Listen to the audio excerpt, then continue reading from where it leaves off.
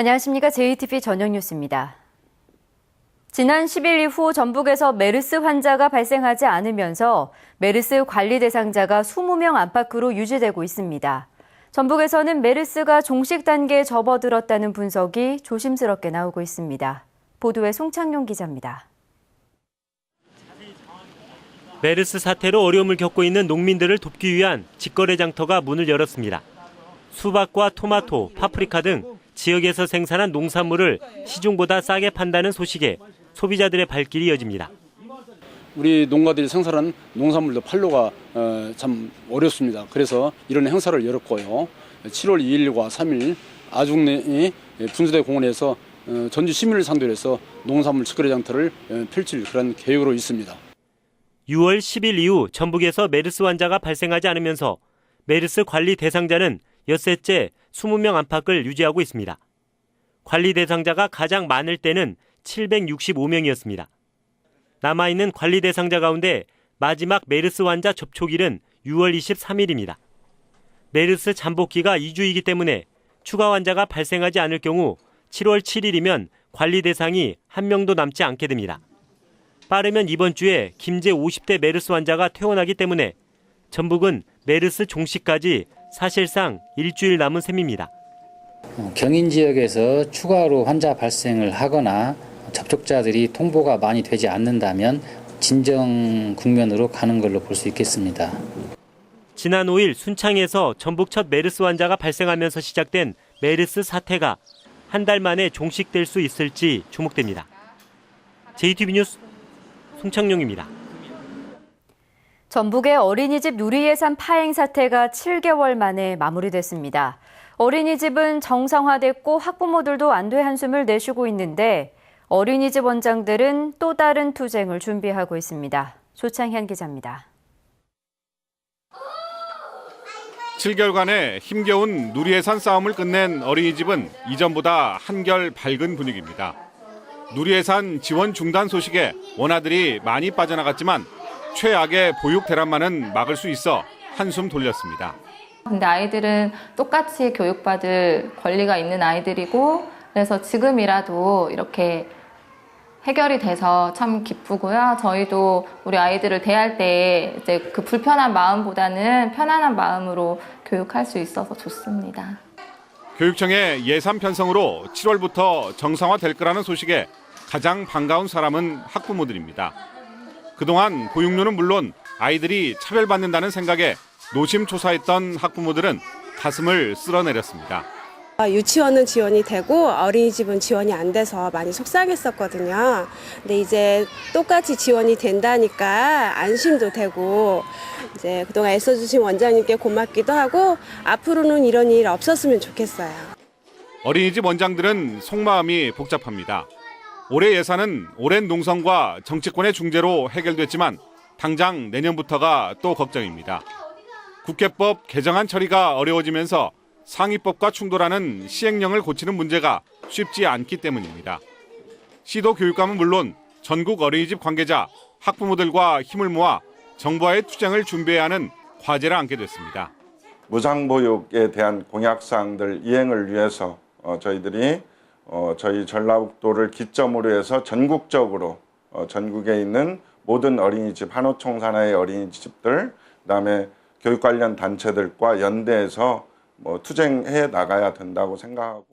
힘겹게 올해 보육료 문제를 해결한 전북의 어린이집들은 이제 정부와의 무상보육 문제를 해결하기 위한 험난한 여정을 준비하고 있습니다. JTBC 뉴스 조창인입니다. 야산 주인의 작은 민원을 계속 미루던 장수군이 오히려 야산에 무단으로 길을 만들어 무리를 빚고 있습니다. 원상복구 요구조차 들어주지 않아 갑질 논란에 휩싸였습니다. 정원희 기자입니다. 전주에 사는 조모 씨는 지난해 장수의 한 야산을 구입했습니다. 산을 가꾸며 지내려고 산속에 컨테이너 박스를 놓으려고 했지만 번번이 실패했습니다. 장수군에 10번 가까이 찾아간 뒤에서야 겨우 허가를 받아냈습니다. 간단하게 해줄 수도 있을 것 같은데 오면은 자리가 비었다든가 그런 식으로 해서 그렇게 여러 번이서 이렇게 절차가 끝에 그런 식으로 해서 이게 이루어진 겁니다. 그런데 얼마 전 조 씨는 야산을 찾았다가 깜짝 놀랐습니다. 장수군이 동의도 없이 조 씨의 땅을 침범해 이처럼 계곡을 가로지르는 통행로를 만들고 있었기 때문입니다. 장수군은 위법 사실을 인정하면서도 땅 주인이 바뀌면서 연락처를 찾지 못했다고 변명합니다. 저희가 이제 토지주를 그전부터 동의서를 맡으려고는 했었어요, 사실은. 네. 했었는데 이제 토지주가 바뀌다 보니까 연락처라든가 이런 소재지 파악이 잘 안 됐어요. 하지만 원상복구를 해달라는 조 씨의 요구는 들어주지 않고 있습니다. 본인들이 더 잘 알 텐데 왜 공문 하나 없이 전화 한 통화 없이 이렇게 일방적으로 그냥 밀어붙이고 나중에는 이렇게 우리 같은 힘없는 사람한테 여러 번 더 고통을 줍니다. 이게 지금. 작은 민원은 수도 없이 미루면서 오히려 남의 땅에 무단으로 공사를 벌인 장수군이 갑질 논란에 휩싸였습니다. JTB 뉴스 정원익입니다.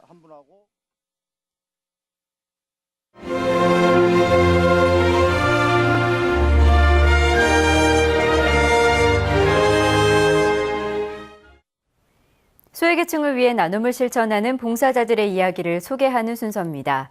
오늘은 거동이 어려운 독거노인 등 소외계층을 위해 일손 나눔을 실천하는 봉사자들을 김진영 기자가 만났습니다. 지적 장애를 가진 박선선 할아버지 집이 오랜만에 사람들로 북적입니다. 묵은 때를 벗겨내고 살림살이를 정리하느라 봉사자들이 잠시도 일손을 놓지 않습니다. 꼼꼼한 걸레질에 마루는 금세 티끌 하나 찾아볼 수 없을 정도로 깨끗해졌습니다. 더웠고 힘들어도 그냥 청소도 하고 와서 같이 이렇게 하면 괜찮아요. 깨끗이 청소해놓고 오면은 여기도 쉬시고 게 마음도 편하고 좋아하시고요. 좁은 욕실에서는 장마에 눅눅해진 빨랫감을 세탁하는 손길이 분주합니다. 봉사자들의 수고에 집안이 환해지자 노인의 마음은 한결 가벼워집니다. 와서 막 자랑해요. 이렇게 와서 청소도 해주고 반찬도 갖다 주고 그래서 맛있게 잘 먹었다고 막 그래요. 그래서 너무 감사하고요. 봉사자분들이 이렇게 더운데 이렇게 나와서 해줄 줄은 생각도 못했거든요. 30여 명의 봉사자들이 가족 같은 마음으로 거동이 불편한 노인과 장애인들을 위해 일손 나눔에 나섰습니다. 집안 청소는 물론 빨래와 반찬 만들기, 마을 동무까지 10년째 도움을 주고 있습니다. 몸도 아플 때도 있고 그렇지만 한 번 맺은 인연을 또 끊기가 참 어렵고 정말 끈끈한 정인 것 같아요. 그래서 이제는 물질보다도 그런 정으로 이어지는 것 같아요. 묵묵히 일손 나눔을 실천하는 봉사자들이 몸이 불편해 간단한 걸레질조차 힘든 어려운 소외 계층에게 커다란 힘과 위안이 되고 있습니다. JTB 뉴스 김진형입니다. 전주 완산경찰서는 술에 취해 친구에게 흉기를 휘두른 혐의로 전주에 사는 44살 김모 씨를 붙잡아 조사하고 있습니다. 김 씨는 어제 오후 9시 반쯤 전주의 한 음식점에서 친구들과 술을 마시다 자신의 편을 들어주지 않는다며 43살 유모 씨에게 흉기를 휘두른 혐의입니다. 날씨입니다. 전북은 오늘 낮부터 순창이 22, 고창 18, 전주 3mm 등의 비가 내렸습니다. 이번 비는 밤까지 5mm가량 더 내릴 것으로 보입니다. 내일은 아침 한때 약한 비가 내린 뒤 가끔 구름이 많겠습니다. 아침 최저 기온은 18도에서 19도, 낮 최고 기온은 25도에서 27도로 오늘보다 높겠습니다. 해상에는 안개가 끼고 바다 물결은 0.5에서 2m를 일겠습니다. 전주 기상대는 모레부터는 맑은 날씨가 이어지다가 다음 주 초반에 다시 장맛비가 올 것으로 내다봤습니다. 이상으로 JTB 저녁 뉴스를 마칩니다. 고맙습니다.